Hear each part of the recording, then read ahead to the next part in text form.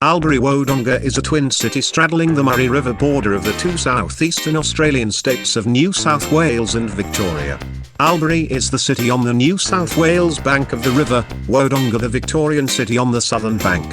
For all practical purposes related to travel, the two cities are one. The cities are a gateway to the gourmet areas surrounding Beechworth, the mountain town of Bright and the Rutherglen winery area. They also make a good stopping off point on the drive between Melbourne and Sydney. Whilst in many senses Albury Wodonga operates as a single community, sometimes to the dismay of residents, the twin cities possess parallel municipal governments and state government services. The closer proximity of Melbourne and the local predominance of Australian rules football perhaps give Albury a closer cultural affiliation with Victoria. Grand plans were made by the government 30 years ago to turn Albury Wodonga into a major inland city, and the cities have grown rapidly from sleepy country towns to major regional centres. The Wiradjuri people were probably the tribe of indigenous Australians resident immediately before the advent of Europeans in the area in the 1820s-1830s. European settlement was first gazetted at this popular river crossing in 1839, and after a decade a small settlement was well established. 1851 saw the separation of Victoria from New South Wales as a separate colony, with the Murray marking much of the border, and Albury and Wodonga developed as a border town, with customs points between a protectionist Victoria and a free trade favouring New South Wales.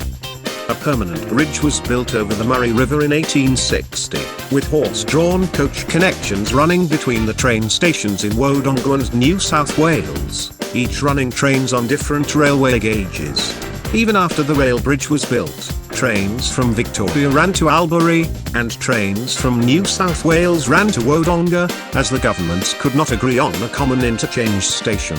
Albury eventually emerged as the choice for interchange, but the railway gauges remained incompatible until the 1960s, when the standard gauge track was laid to Melbourne, allowing the first trains to run from Sydney to Melbourne without a change in Albury. The size of Albury station still reflects this heritage. Albury was also the focus of attempts to open up the inland trade along the Murray, with paddle steamers seen as a technology that would open up large tracts of farmland to the market.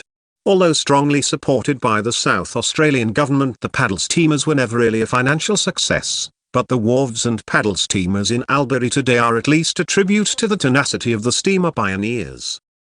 Thanks for watching this episode of VideoVoyage.TV. If you enjoyed it, please subscribe to our YouTube channel or follow us on these social networks.